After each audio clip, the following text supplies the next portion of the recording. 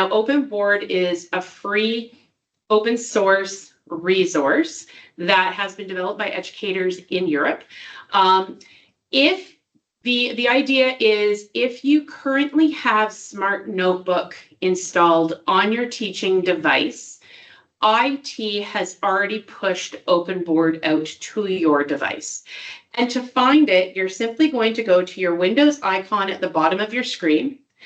And in here, I have it pinned, so that's why you can see it. But if you go up here to the search and you type in Openboard, you'll see it pops up, and you can pin it as well as click on open and open it. So that's the easiest way. Once you open it, however, there is a trick to hide it. So I don't suggest you open it quite yet until I actually get into the program. But that's how you'll be able to find it on your device. If it is not there, just simply put in a Help Hub ticket and someone will install it for you. Okay, so the first thing you will need to do, exporting your notebook files is going to be the key.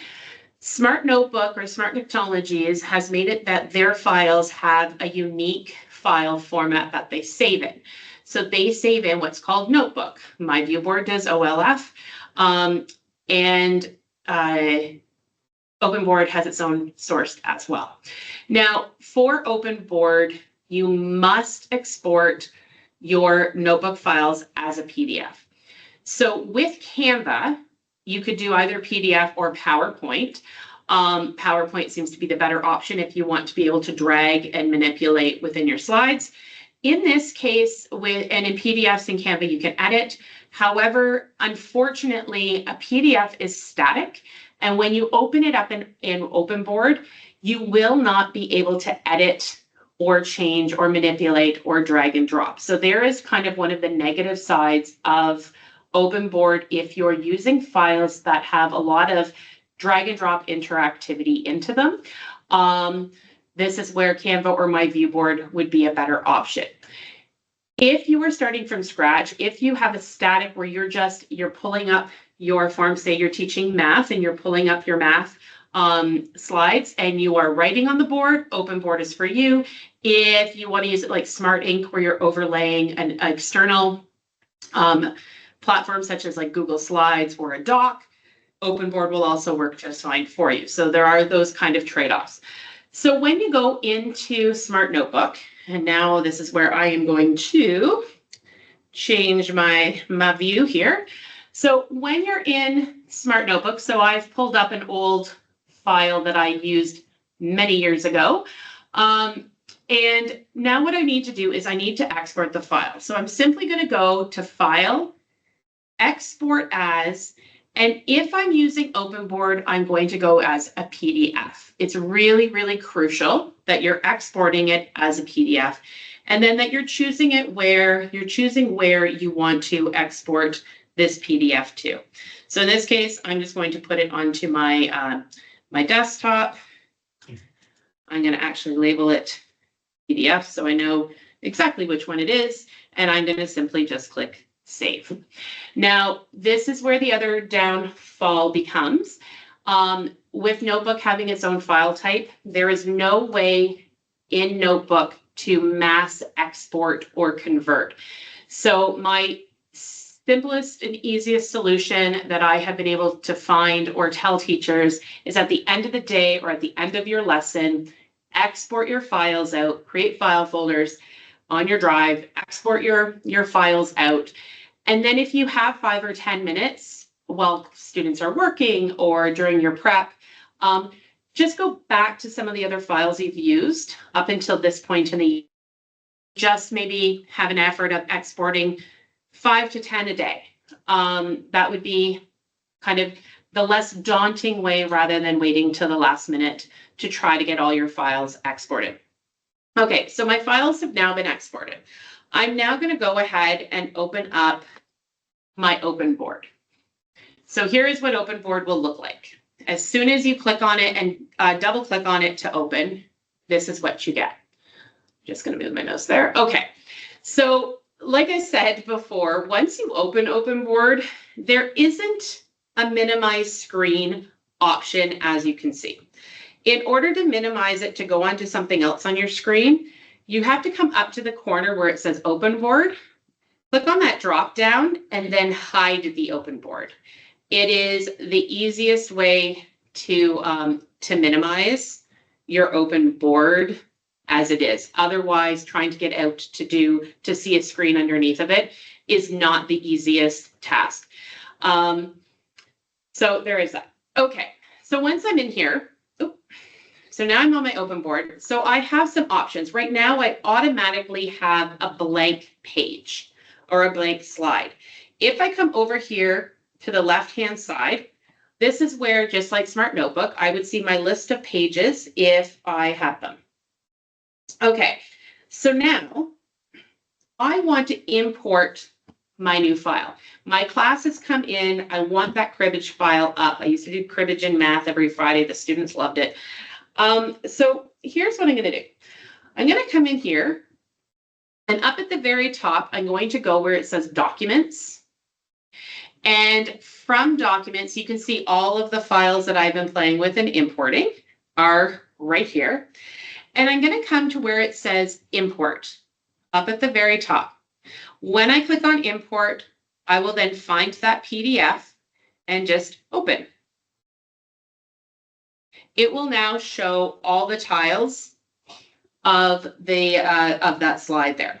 Okay, so all I need to do to now be able to use my slides or manipulate them is up here at the top. It says Open in Board, or I can just simply click on one of the slides, double click on it, and it will open. Now, if I want to see more space, I can move these tools out of the way, and there I am. So down here, we get some pop-ups, and as you can see, I have the pen tool, the eraser, the highlighter, the arrow, the hand, the zoom in, zoom out, laser pointer, lines, text, copy or cut, keyboard, so on and so forth. At the very top, I also have some possible features here. So these are also where I would find my tools. So I can pick on my stylus. So down here, I also have the pen. So I do have the pen tool here. I can, as soon as I click off stylus, that pen toolbar disappears. So I have my pen. I can change my color from up here at the top, and I seem to keep losing my cursor. There it is. So I can change the pen color. I can change the line, the eraser side. Now, your smart boards are hardware driven. If you are lucky that you still have a smart board that is currently working in your classroom, all you need to do is plug the smart board into your teaching computer like you normally do, open up this, and then select your pen. So if I have the black pen on here, as I do right now, when I pick up the red pen on my smart board, it's going to write in black because I have the black color selected up here. So the colors won't matter, and this goes for all three programs. It doesn't matter what color pen you pick up from the smart board. It's going to matter what color you have up on here. All right. Now, on here, you'll also see there is a big erase. This erase will erase your entire screen. So if you have written all over your page and you have writing, so at the end of the class, you have another class coming in that you're going to be teaching the same thing for, just click on the erase and it will erase everything that is there. Now, if I go to add another page, I can click on this add page. If I want to see the next page, I just click next. Now, the problem with this is, and I'm going to jump ahead to where I know I have, okay. So in Smart Notebook, this was a page that all of these cards were cloned. Now, because we went into a PDF, I can't edit them. So they're static. I can't even move them on my screen, as you can see. All right, so that is one of the downfalls depending on what you want to do with your smartboard for it. So again, you have that static. So even if I grab the hand, I only am moving the page. I'm not moving the actual tile itself. Okay, now I'm just going to quickly add a blank page here. There we go. Now, if I come up here to where it says backgrounds, I have some options. So this is fantastic if you're teaching a writing class, if you're teaching math, for example, you can come in here and you can automatically add a grid. You can change the size of the grid with this slide bar, so you can have the squares smaller or larger. You can even have lined paper on here. The choice is up to yours with what you want to do with that. So that's one way of getting backgrounds. Now, the other option you have for backgrounds, back to this home area. This is where I'm going to find interactivity aspects that I can use. So in this case, I want to change and have a different type of a background. I can go into applications, and now I have a lot more choices here, and I can choose various types of things that I'd like to. So for example, there is one that says papier. It's in French. It says papier. If I click on papier and drag it over onto my screen, it's going to give me a menu that I can then go through. So do I want lines? What colors? So you can then turn around and change how you want it to look. So do you want, and then once you select that, it will make sure that there, I'm going to click the check mark, and now that changes on my screen, as you can see. Okay, and then all I need to do, click back on here and close that out. So I can also get to papier that way, or the paper background this way. This is also the area where you are going to find some of your other tools, such as some of your math features, such as a protractor. If I drag out the protractor, this protractor is as interactive as the one on Smart Notebook. So this will help for some teachers in that way. If I wanted a calculator, it's here. There's lots of things to explore within the applications realm that may help. So to get out of this part, I just have to go back to the home. Now, there's also an option to add pictures. You have to do this through your main files on your desktop. So if you wanted to add a picture into Openboard that you can retrieve. So for example, I have a folder that says cats. I actually had to create that within my file folder on my desktop or on my drive, and then incorporate the pictures that I wanted to include in here. So it's not as simple as just being able to do a quick little search for pictures within the platform program. There's other options you have in here, movies, audio, same thing. And then you can get into shapes, and you have different colored shapes that you can pull from. So if I wanted to pull one of my triangles and then move my protractor to line it up so the students can try to decide what the angle of the protractor is, that is just one way that you can do it. So there's different features onto there. All of this is also explained within my slide deck. Now, if I go back home, the other option I want to show you is interactivity. So this I know is an interest for some people.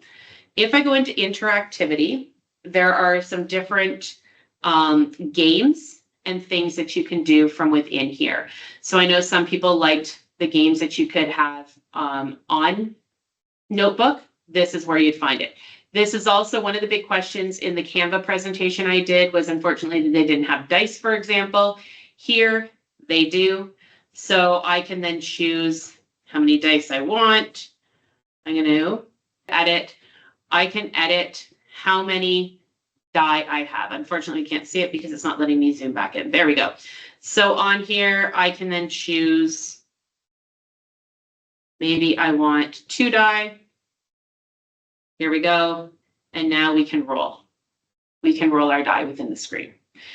So this does have different types of interactivity that you can play around with and use, and that's all found within the home. Now, one of the other aspects that is interesting is up here at the very top. I'm just going to go to a new page again. There we go. Up here at the very top, there's something that says web. And the internet will open from within the Openboard. And so if you wanted to embed a specific website to show students how to do something. Let's just go to Canva, for example. Here we go. You can then log into Canva, show them the demonstration that you want to show them from within this web. Now, also pretty neat here is I can then click on here to add this link, to add the web content to my page. I can copy it or I can type. So if I click on here, what will you create? And then I can create it as an application. So I can easily find this within that applications field on that main screen. Also, if I select capture part of the screen or capture the window, it's going to take that whole window and ask me, do you want to add it to your current page or to a new page? I'm going to add it to my current page. And now I am back in my slide deck. And there is that Canva screen that it captured. So if I go back, you will see that I have my die. And now on my new page, there's that Canva screen. So lots of different areas this way that you can get at it. So you can also add websites. You can then also take screenshots of websites when you're in here. One of the other features that people were looking for or interested in was to be able to write on top of other pages like Google Slide Decks or so on and so forth. So right now, and of course, there it is. So right now I'm seeing it's my cribbage. I'm going to go back here. Maybe I want to look at this reading passage with my class. And I just grabbed something random on Canva.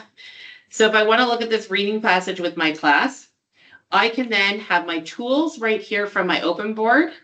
Now in Canva, you do have the built-in tools, but I'm going to show you why this works within Openboard. So if this were your Google Slides, if this was a doc, if this was a PDF that you had up and you wanted to write on it, so you could then, students could come up, pick up the pens.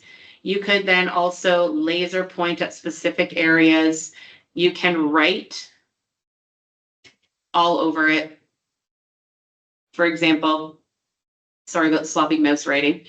And then when I'm done, again, like I had with the web part, I could capture part of the screen or I could capture the whole screen. So in this case, I'm going to show you capturing part of the screen. Maybe I want to just capture this image and I want to save it to my slide deck in Openboard.